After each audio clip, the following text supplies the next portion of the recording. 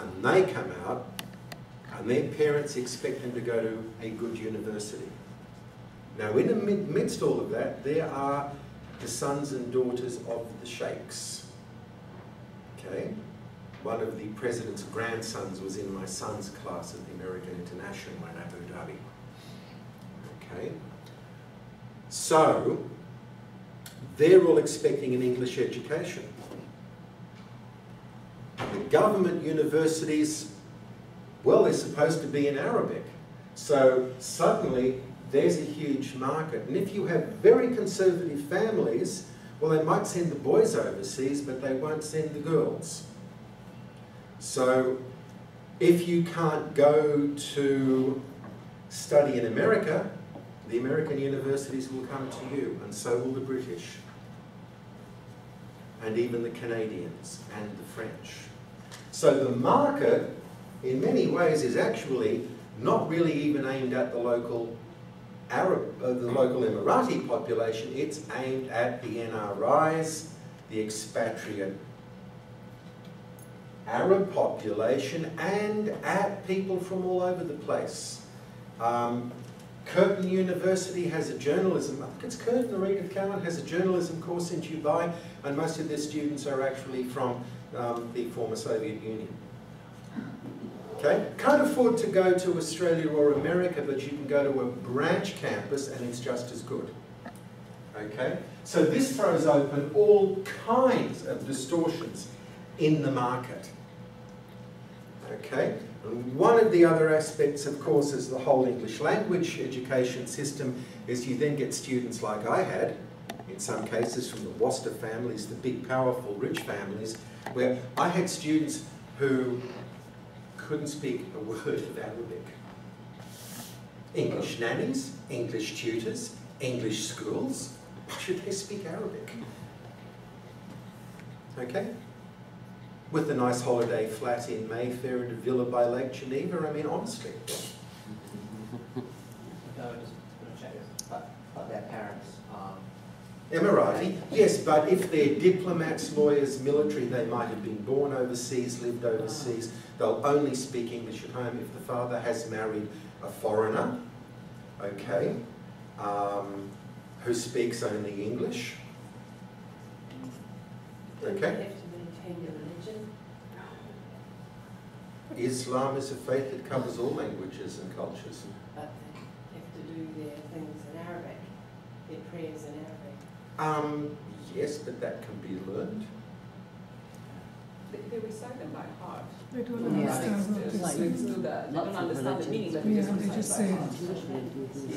heart. I'm not sure I'd go that far. Okay. That's what I was told. Dominus for this. There you go, Te absolvo Domini. Exactly. Yes, but I know what that means. Okay. All right, now, so this throws up all kinds of distortions. What it does do is it promotes this idea that English is somehow modern. Okay? Now there are practical reasons. Okay? There are practical reasons. If you speak English and you've got a degree from a Western university, you've got a better chance of doing postgrad study in a Western university. You've also got a better chance of migration. Okay? You've got a much better chance of migration, and this is a huge issue for a lot of the expats living in the Emirates. Okay? They want a green card eventually, or they want to be a landed immigrant in Canada with a Canadian passport, or a New Zealand passport, or an Australian passport. Okay? So English language degree is a huge incentive. But it distorts the market. So English does have really serious practical benefits for a lot of people, but I think it also has this myth. It also has this kind of mystical connotation where it's become fetishized, that English is somehow modern, if we speak English, we'll be part of the modern world. One of my former colleagues, Stephen Quinn, wrote an article 10 years ago in which he said that, you know, if the UAE was going to become properly part of the modern world and properly benefit from globalization, everybody would have to speak English and adopt a Western style. Well, yeah, I think he was seriously wrong. If you have enough money, you can do whatever you want in whatever language you speak.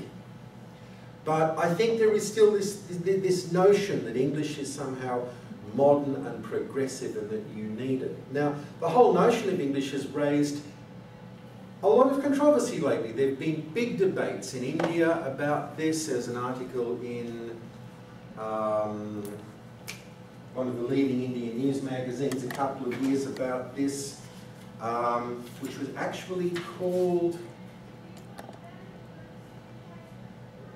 The Curse of English.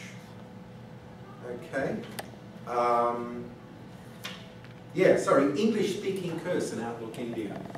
Okay, there have been big debates about whether this affects culture in Saudi Arabia, in the Emirates. There's a lot of push and a lot of resistance to this from the local population. And there's also the notion that a Western university is somehow going to give you a better education. Now, in some cases, having seen some of what goes on and read articles by people, Omanis and Emiratis about this, yes, there are major problems in the universities, in the local universities, because they rely on rote learning and they rely on the old system where the lecturer is God and you don't question. And what this produces are people who know how to rote learn things and regurgitate them. Okay, my first week in Oman, the only Omani in our faculty came up to me and said, "Oh, don't bother teaching. I've been watching you. You're very good and I wish you taught me, but don't bother teaching these boys. What you need to do is to help them memorize the PowerPoints for the exam." Now, let me backtrack a bit. The AUT people, having thought that they were producing a full-blown Western curriculum, had supplied full curricula, thousands and thousands of words of readings, and God bless them, PowerPoints and links to videos on YouTube. Now, the links to videos on YouTube were unusable because YouTube was blocked on campus because, you know, the boys were looking at naughty things. Okay, the readings were so far beyond their level of English comprehension that we just went, ha, forget it, never used them.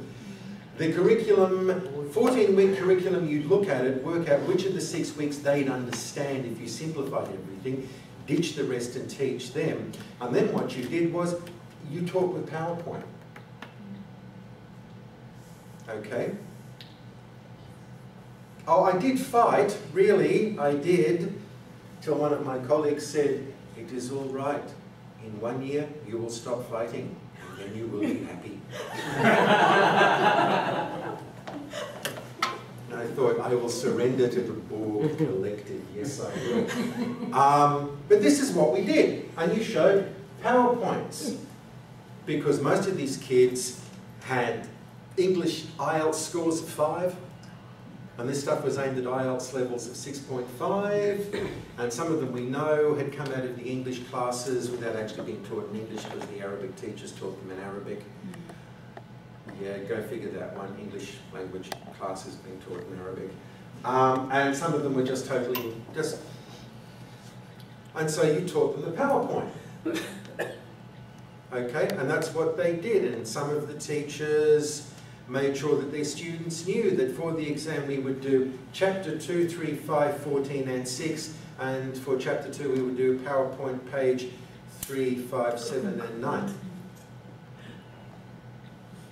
Because failing was bad. Okay?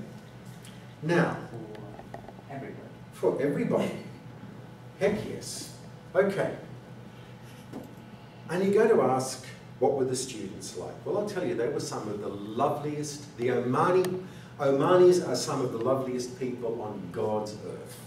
They are kind, polite, caring, lovable. You know, Australia beat Oman twice running in the soccer, and they were very good about it. I just had to provide large amounts of chocolate in class as recompense. They were lovely.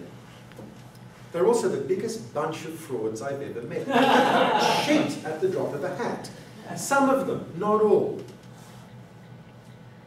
And they saw nothing wrong with it. It was just natural.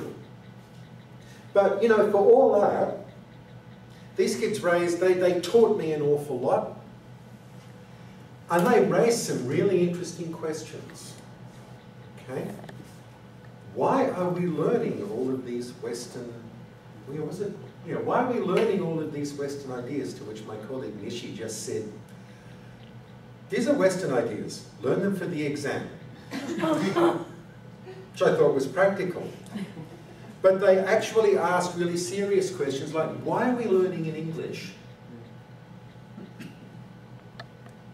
Okay, why are we learning in English when we are never, in all probability, ever going to use English ever again? Unless we drive a taxi or we go into the armed forces or maybe some aspect of government. Niswa has an ad running at the moment asking for people to come and teach German. You know why? Because most tourists into Oman are actually German, not English. The Poms all go to Dubai. Okay, so it was a serious question. And why are we learning all of these Western ideas and theories? Why, sir, are we learning ethics? These are Western ideas. So, a serious question. Because, sir, there are Islamic ethics and they're different. Because there is Islam and there is Sharia and there is what the Prophet and his companions have said. And, sir, that's it. That's all we need. You know, Oman has no code of ethics for journalists. None. It has a press law. Paragraphs 28 and 29 are the relevant ones, which say, basically, you mustn't insult anybody or be rude. And we did this in class, and the response was, Sultan Qaboos, Majesty Sultan Qaboos said. End of story. So, you're dealing with students who are bright, cheerful, a bit ruffianly in their ways, but asking sensible questions. Why English? We're never going to use it. Why are we learning Western ideas? They don't apply. Why are we learning Western journalism? Because we're a society where the family and honour and name and tribe are paramount. And your silly Western notions of individualism, they're wrong, sir, and they don't apply. So these students are very aware and they ask some really pertinent questions. Now, I'm going to wrap this up because we're progressing a bit. As I've started writing this, I think I'm at about 7,500 words, and I could probably write about 20, trying to cover all the bases. The AUT program will be transformed to the point where it will disappear. The students in NISWA will keep being taught. Western universities will keep looking at the Gulf and trying to milk it dry. I do worry that Oman, which is relatively untouched, is going to be the next target. Because I think there are some very serious questions. Beata Josifi in her book does raise this question about why we're wanting to teach Western media, Western journalism in countries which aren't exactly free and where their system and their way of doing things is really different. Let me just show you something very briefly. This is the Reporters Sans Frontières press freedom rankings for the GCC states.